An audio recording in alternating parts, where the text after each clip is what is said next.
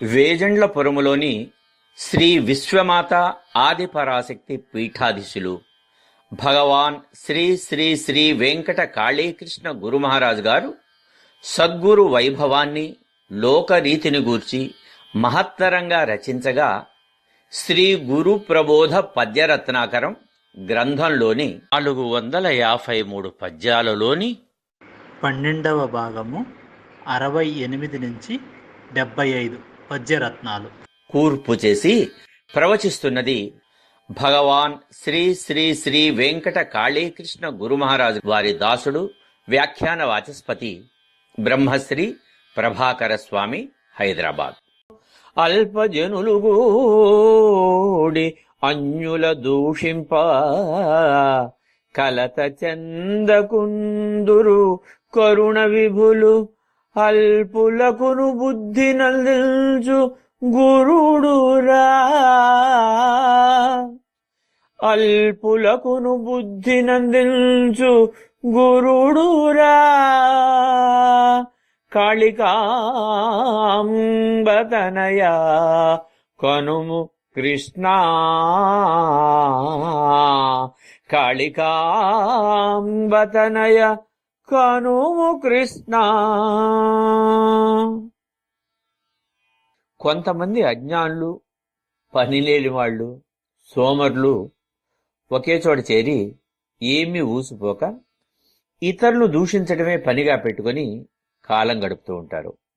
అలాంటి వారికి మంచి చెడు తేడా తెలియకుండా మంచివారిని, గౌరవనీయులైన వారిని, కరుణామూర్తులను కూడా వదిలిపెట్టకుండా ఎదుటివారు ఏమైనా అనుకుంటారేమోననే ఆలోచన కూడా లేకుండా ఇష్టం వచ్చిన విధంగా దూషిస్తూ ఉంటారు. కానీ ఎవరు ఎన్ని విధాలు బాధించినా, దూషించినా కరుణా హృదయం కలిగినటువంటి వాళ్ళు వాటికి స్పందించరు, కలత చెందరు. పైగా వారి అజ్ఞానాన్ని పారద్రోలి వారికి మంచి బుద్ధిని కలిగించటానికి కృషి చేస్తారు మహనీయులు, మహాత్ములు, సద్గురువులు. అల్పులకు సైతం అసామాన్యంగా తయారు చేయగల శక్తి సద్గురువులకు మాత్రమే ఉంటుంది. అందువల్ల ఎలాంటి అనామకులైనా, మూర్ఖులైనా సద్గురువుల పంచన చేరి వారికి సేవ చేస్తూ వారు బోధించే ప్రవచనాలు వినటం వల్ల తప్పక జ్ఞానవంతులు అవుతారు. ఎవరైనా పరుల్ని దూషిస్తున్నారు అంటే అది వారిలోని అజ్ఞానమే కాని మరేమీ కాదు. అలాంటి వారిని చేరతీసి మీ తప్పు ఇది, ఇలా మాట్లాడటం వల్ల, ఇలా చేయటం వల్ల ఇదిగో ఇలాంటి సమస్యలు వస్తాయి అని వివరంగా చెప్పగలిగితే సామాన్యంగా ఎవరైనా అర్థం చేసుకుని మంచిగా మార్పు చెందుతారనే సత్యాన్ని శ్రీ గురుదేవులు పూజ్య శ్రీ శ్రీ శ్రీ వెంకట కాళీకృష్ణ గురుమహారాజు తెలియచేస్తున్నారు పై పద్యంలో. కేవలం తెలియచేయటమే కాకుండా ఎంతో మంది విషయంలో వారు స్వయంగా ఆచరించి చూపించి ఆ నిజాన్ని మనకి తెలియచేస్తున్నారు. మంచి చెడుల రెంటి మర్మములన్నీయున్ తెలిసినట్టి ఘనుడు ధీయుతుండు. మంచి చెడుల రెంటి మర్మములన్నీయున్ తెలిసినట్టి ఘనుడు ధీయుతుండు. తత్వగురుడే మంచి దారి చూపించురా. ధీయుతుండు తత్వగురుడే మంచి దారి చూపించురా. కాళికాంబతనయ కనుము కృష్ణ.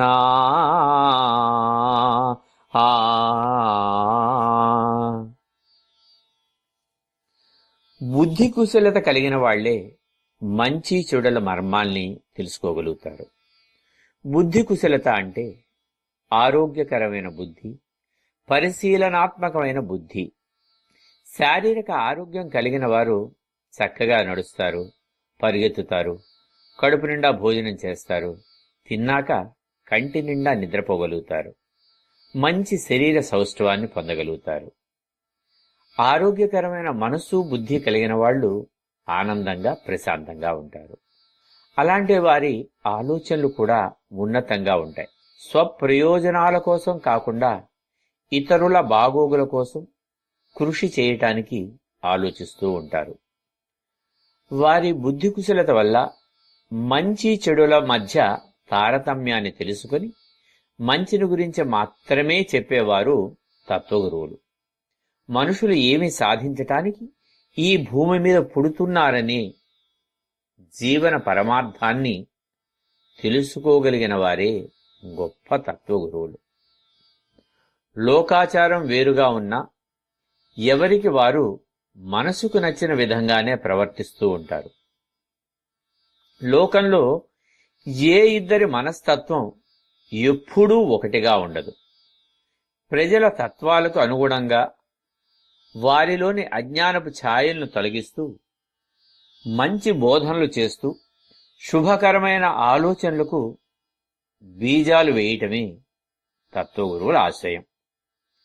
నిజానిజాలను చక్కగా బేరీజు వేయగలిగిన విజ్ఞాన నిధులు వారు. మంచి దారి చూపించి లోక శ్రేయస్సుకు కృషి చేస్తారు. ఆ విధమైన తత్వగురువుల్నే ఆశ్రయించాలి అని ఈ పద్యం ద్వారా భగవాన్ శ్రీ శ్రీ శ్రీ వెంకట కాళీకృష్ణ గురు మహారాజ్ వారు తెలియచేస్తున్నారు. గుణములెప్పుడు జగతి గురుతు తెలుపుచుండు, కులము బట్టి విద్య కూడిరాదు.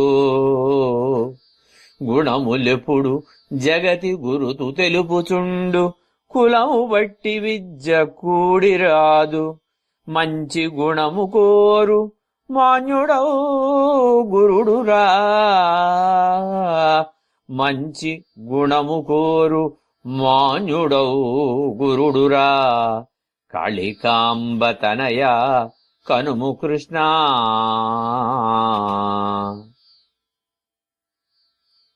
లోకంలో గుణాలను బట్టే విలువ ఉంటుంది గాని కేవలం కులాన్ని బట్టి కాదు. అలాగే ఈ కులాన్ని బట్టే విద్య ప్రాప్తించదు కూడా. ఎవరైనా లోకంలో కీర్తించబడుతూ ఉన్నారు అంటే వారిలో ఉన్న ఉన్నతమైన గుణశీలాలు బట్టే జరుగుతుంది. గుణం విశ్వవ్యాప్తమైంది. సకల గుణాభిరాముడు అని శ్రీరాముణ్ణి అంటాం గాని ఈ విశాల విశ్వంలో గుండు సూది మోపినంత ప్రదేశం మాత్రమే కులాల ప్రాతిపదికన ఉండవచ్చు. కులం అనేది గొప్పగా చెప్పుకోవటానికి, కనిపించేలా ప్రదర్శించేందుకు ఒంటి మీద ధరించే ఒక చిన్న ఆభరణం లాంటిది మాత్రమే.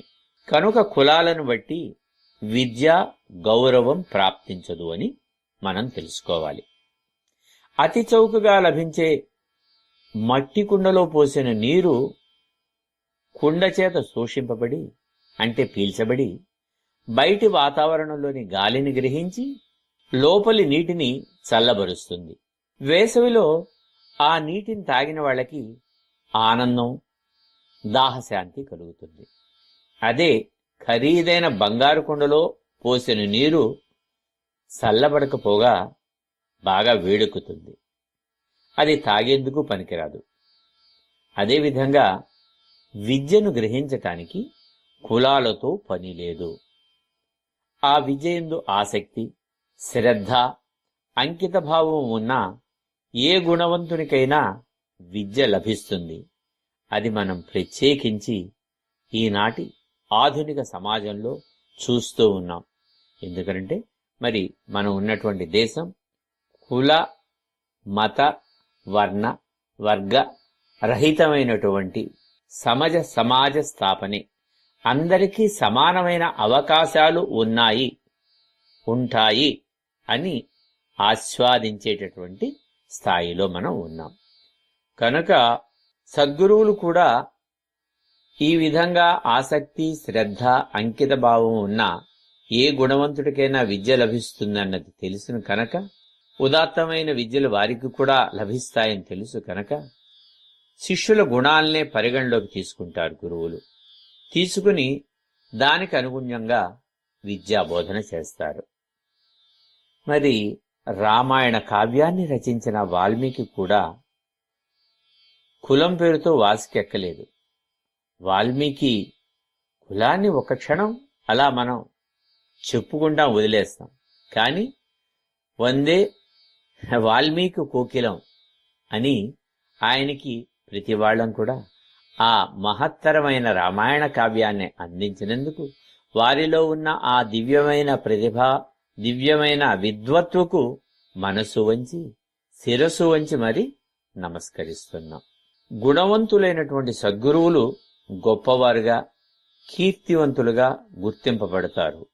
గుణం వల్లే కాని కేవలం కులం వల్ల కాదు. అరుదుగా లభించే అట్టి వారిని ఆశ్రయించటం వల్ల ఎక్కువ ప్రయోజనం చేకూరుతుంది అని గురుదేవులైన భగవాన్ శ్రీ శ్రీ శ్రీ వెంకట కాళీకృష్ణుల వారు పై పద్యంలో సమాజంలోని ఒక మంచి అంశాన్ని చక్కగా విశదీకరించారు. నీదు తత్వమెరిగి నిజము తెలుపు గురుడు, నీదు తత్వమెరిగి నిజము తెలుపు గురుడు, జ్ఞానధనుడు చూడ జగతిలోన, జ్ఞానధనుడు చూడ జగతిలోన, అట్టి గురుడే నీకు ఆత్మీయుడగునురా, అట్టి గురుడే నీకు ఆత్మీయుడగునురా, కాళికాంబతనయా కనుము కృష్ణ.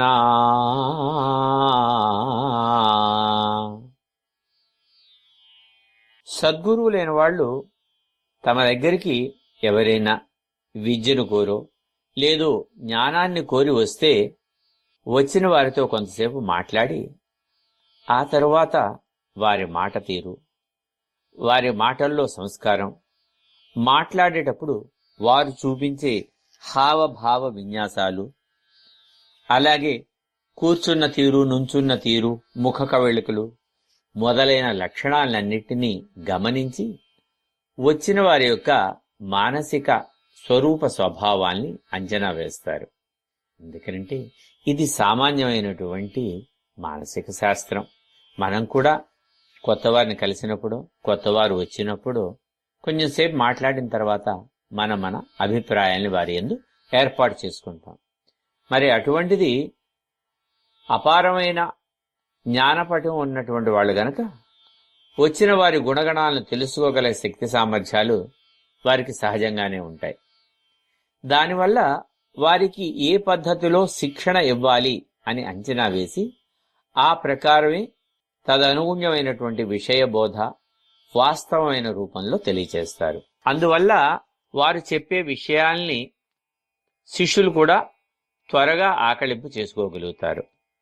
స్వభావాన్ని బట్టి విద్యలు నేర్పించడం అంటే లౌకిక జీవితంలో చూస్తే కొందరికి సంగీతం అంటే ఇష్టం, మరికొందరికి పాటలు, మరికొందరికి కవితా వ్యాసంగం, మరికొందరికి శాస్త్ర విషయాలు, ఇలా ఒక్కొక్కరికి ఒక్కో విధమైన విషయం యందు ఆసక్తి ఉంటుంది. వారికి ఆసక్తి లేని దాంట్లో బలవంతంగా బోధించిన వారి మనసుల్లోకి ఆ విద్య చేరదు. అందువల్ల శిష్యుల ఆలోచన, వారి పూర్వజన్మ అభిష్టాలు, పరిసర ప్రభావాలు, ఇంకా వారి స్వరూప స్వభావాలను తెలుసుకోలేని గురువులు వారికి జ్ఞానబోధలు చేయటానికి ఎంతో కష్టపడవలసి వస్తుంది. ఇంకా పూర్తి ఆధ్యాత్మిక తత్వంలోకి వస్తే సద్గురువు ముందు తన దగ్గరకు వచ్చినటువంటి ఆ వ్యక్తి యొక్క గుణగణాలు, స్వరూప స్వభావాలు, పూర్వజన్మ సంస్కారము, వారి భవిష్యత్తును కూడా ఒక్కసారి లీలామాత్రంగా చూసి తెలుసుకొని ఆ తరువాత వారికి మంత్రశాస్త్రమా, లేకపోతే ధ్యానం చేయిస్తామా, జపం చేయిస్తామా, తపాలు నేర్పటమా, మంత్రాన్న అనుష్ఠానం మంచిదా, యజ్ఞం చేయిస్తే మంచిదా, అర్చనా విధానం మంచిదా, ఈ రకంగా తగిన నిర్ణయం తీసుకుంటారు సద్గురువైనటువంటి వాడు. ఎట్లా అంటే, అనుకూలమైన నేలలో విత్తనం వేసి నీరు పోస్తే భూమి ఆ నీటిని పీల్చుకొని విత్తనానికి నీటిని అందించి మొలకగా, మొక్కగా, చెట్టుగా ఎదగటానికి దోహదపడుతుంది. అదే బండరాయి మీద వేసిన విత్తనం ఎందుకు కొరగాకుండా ఎండిపోతుందన్న విషయం మనకు తెలిసిందే కదా. అందుకే జ్ఞానధనులైన గురువులు శిష్యుల తత్వాల్ని, స్వభావాల్ని గుర్తించి తగిన రీతిలో బోధిస్తారు. అతని గ్రహణ శక్తికి అనుగుణమైన విషయాలని తెలియచేస్తారు. తగిన రీతిలో విషయాల్ని వివరించేవారు నిజంగా ఆత్మీయ బంధువులేనని, అలాంటి గురువులనే ఆశ్రయించాలి అని గురుదేవులైన భగవాన్ శ్రీ శ్రీ శ్రీ వెంకట కాళీకృష్ణుల వారు పై పద్యంలో తెలియచేశారు. భక్తజనుల యొక్క బాగును కోరుచు, భక్తజనుల యొక్క బాగును కోరుచు, శ్రేష్ఠ గురుడు పనులు చేయుచుండు.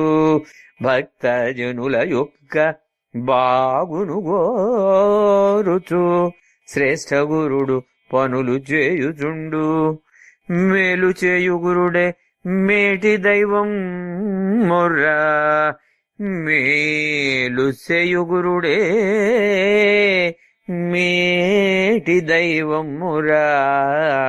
కాళికాంబతనయ కనుము కృష్ణ, కాళికాంబ తనయ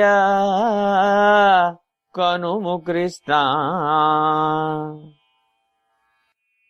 ఆశ్రయించిన వాళ్ళకి శుభం జరగాలని ఆశిస్తూ ఉత్తమమైన గురువు తమ కార్యక్రమాల్ని నిర్వహిస్తూ ఉంటారు. అసలు ఆశ్రమ ధర్మం ఏమిటంటే, ఆశ్రయం కోరి వచ్చిన శత్రువునైనా ఆశ్రయం ఇచ్చి ఆదరించవలసిందే. అరిషడ్ వర్గాలకి, అంతఃశత్రువులకి దూరమైన స్థితిలో సద్గురువు ఉంటారు కనుక స్వపర భేదం వారి యందు కనపడదు. మరి అలాంటి ధర్మాల్ని పూర్ణంగా పాటించిన వారు శ్రీరామచంద్రమూర్తి. అలాంటి గొప్ప సాంప్రదాయమే గురు పరంపరంగా నేటికీ సాగుతోంది. పూర్తి విశ్వాసంతో తమని ఆశ్రయించటానికి వచ్చిన వారికి తగిన సౌకర్యాలు కలిగిస్తారు. వారు ఉండేందుకు అవసరమైతే తాత్కాలికంగా తమ కుటీరంలో కావాల్సిన ఏర్పాట్లు కల్పిస్తారు. అలాగే తమ వద్ద ఉన్నంతకాలం వారి మంచి చెడ్లను స్వయంగా ఎప్పటికప్పుడు పరిశీలిస్తూ ఉంటారు. ఆశ్రయించిన వారి మేలు కోరటం, వారికి ఉపకారం చేయటం భారతీయ సనాతన ధర్మం. ఆశ్రయించిన వారు ఆ గురువులు తమకు తప్పక మేలు చేకూరుస్తారు అనే తలపుతో ఉంటారు. అందువల్ల నమ్మిన వారికి అండగా ఉండవలసిన ధర్మం గురువుకి ఉన్నది. కనుక ఆశ్రితులకు ఉపకారం కలిగే పనులే చేస్తూ ఉంటారు. తద్వారా ఖ్యాతిని పొందుతారు. మేలు చేసే గురువును మించిన దైవం లేదు. దైవస్వరూపంగా భాసిల్లే వారు ఆశ్రితులు తమపై పెట్టుకున్న నమ్మకాన్ని వమ్ము చేయని నారాయణ స్వరూపులు. జ్ఞానాన్ని బోధించే బ్రహ్మ, శుభాలను కలిగించే శివుడు. కాబట్టి గురువులు దైవ స్వరూపాలనే సత్యాల్ని గ్రహించాలి అనే భావాన్ని గురుదేవులైన భగవాన్ శ్రీ శ్రీ శ్రీ వెంకట కాళీకృష్ణుల వారు పై పద్యంలో తెలియచేశారు. తానియగును గురుడు తల్లిదండ్రి దైవము, అడగకున్న శుభము నందజేయు. తానియగును గురుడు తల్లిదండ్రి దైవము, అడగకున్న శుభము నందచేయు. గురుని ఘనత నీవు గుర్తించి మెలగరా, గురుని ఘనత నీవు గుర్తించి మెలగరా. గురుని ఘనత నీవు గుర్తించి మెలగురా కాళికాంబతనయ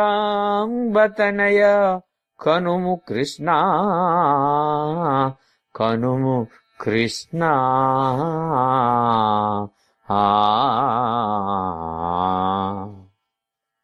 తల్లిదండ్రులకు బిడ్డల మీద ఎనలేని మమకారం ఉంటుంది.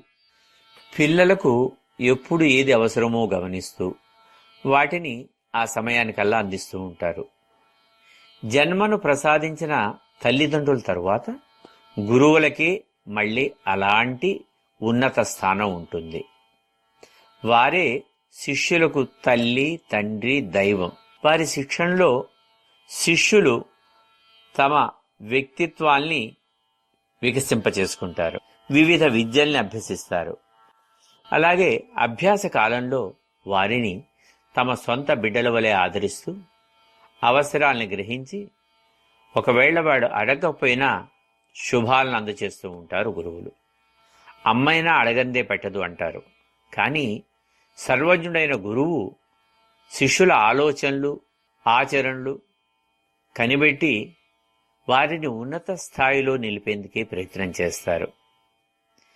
అలాగే ఆయన కూడా ఎప్పుడూ ఎవరికీ బాధ కలగకుండా అందరూ సుఖ సంతోషాలతో ఉండాలని, ఏ అవసరానికి పిల్లలు ఇబ్బంది పడకూడదని భావించి ఇతరులకు స్ఫూర్తినిచ్చే విధమైన ఆచరణని తాను మలుచుకుంటారు, శిష్యులకు ఆచరణని బోధిస్తారు.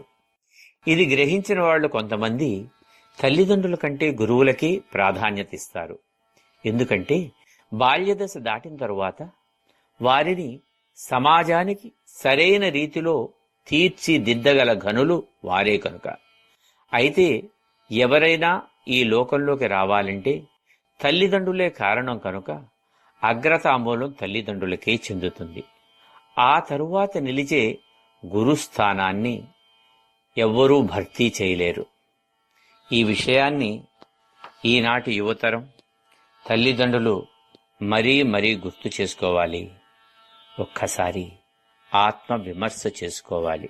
ప్రత్యేకించి గురువు యందు ఉండవలసినటువంటి గౌరవము, భక్తి, వినయము, శ్రద్ధ మన యువతరం కోల్పోతూ ఉంది. కనుక దీన్ని అందచేసినటువంటి అమూల్యమైన అమృతతుల్యమైనటువంటి ఈ జ్ఞానాన్ని, ఈ ప్రవచనాన్ని 1-2 సార్లు మనసులో మననం చేసుకోవలసిందిగా, గుర్తుంచుకొని ఆచరణలోకి తెచ్చుకోవలసిందిగా ఈ సందర్భంలో మనం చెప్పుకోవచ్చు. నమ్మి సేవిస్తే అడగకుండానే శుభ సంపదలు ప్రసాదించేది గురువులే. అలాంటి శ్రేష్ఠ గురువును వారి దివ్యత్వాన్ని గుర్తించి తదనుగుణంగా ప్రవర్తించడం వల్ల శుభాలు కలుగుతాయి అని ఆధునిక సమాజానికి, అలాగే సనాతన ధర్మానికి అనుసంధానంగా ఉండేలా గురుదేవులైన భగవాన్ శ్రీ శ్రీ శ్రీ వెంకట కాళీకృష్ణుల వారు పై పద్యంలో తెలియచేశారు. నింద పొందినప్పుడు కుందకయుందురు, నింద పొందినప్పుడు కుందకయుందురు, పొంగిపోరు జనులు పొగిడినంత, స్తుతుల నిందలందు తుల్యుండు గురుడురా, స్తుతుల నిందలందు తుల్యుండు గురుడురా,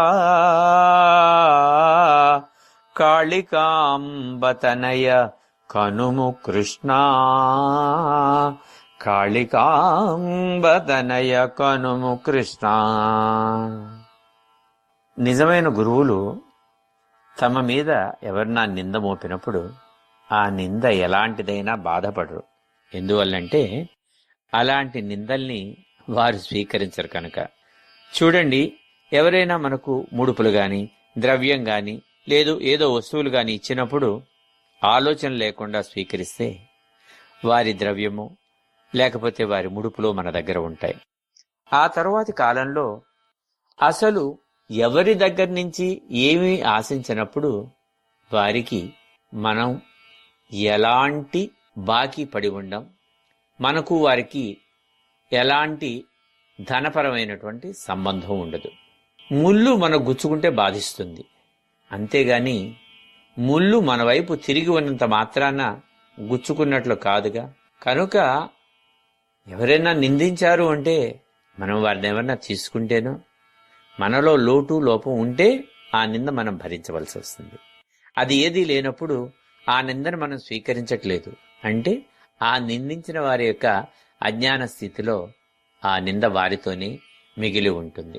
ఇక్కడ చెప్పినట్టుగా ముళ్ళు మన వైపు తిరిగి ఉన్నంత మాత్రాన గుచ్చుకున్నట్లు కాదు అని. ఇక్కడే కొందరు అతి తెలివిగా ప్రవర్తించి తగాదాలు తెచ్చుకుంటుంటారు. ముళ్ళు మన వైపు తిరిగి గురి చూస్తూ ఉన్నంత మాత్రాన అది మనకు గుచ్చుకున్నట్లుగా బాధపడుతూ ఎదటి వారిని నిజంగానే ముళ్ళు గుచ్చిన విధంగా బాధిస్తారు. కానీ సద్గురువులు స్థితప్రజ్ఞులు కనుక నిందలకు కుంగిపోరు, పొగడ్తలకు పొంగిపోరు, భావోద్వేగాలను సమస్థితిలో నిలుపుకుంటారు. ఈ విధంగా సుఖదుఖాల్ని ఒకే రకంగా, నిందాస్తుతుల్ని ఒకే తీరుగా భావించటానికి ఎంతో మానసిక స్థైర్యం కావాలి. అందుకునేగా మనం చెప్పుకునేది సుఖ దుఃఖే సమాకృత్వా లాభాలాభౌ జయాజయౌ తతో యుద్ధాయ యుజ్యశ్వ నైవం పాపమవాప్స్యసే అని ఒక దైవీ వాక్యాన్ని మనం అప్పుడప్పుడు చెప్పుకుంటూ ఉంటాం. కనుక నిందాస్థితులకి అతీతంగా ఎదిగే మానసిక స్థైర్యం మనకు కావాలి. సద్గురువులకు ఇది తప్పకుండా ఉండాలి, ఉంటుంది.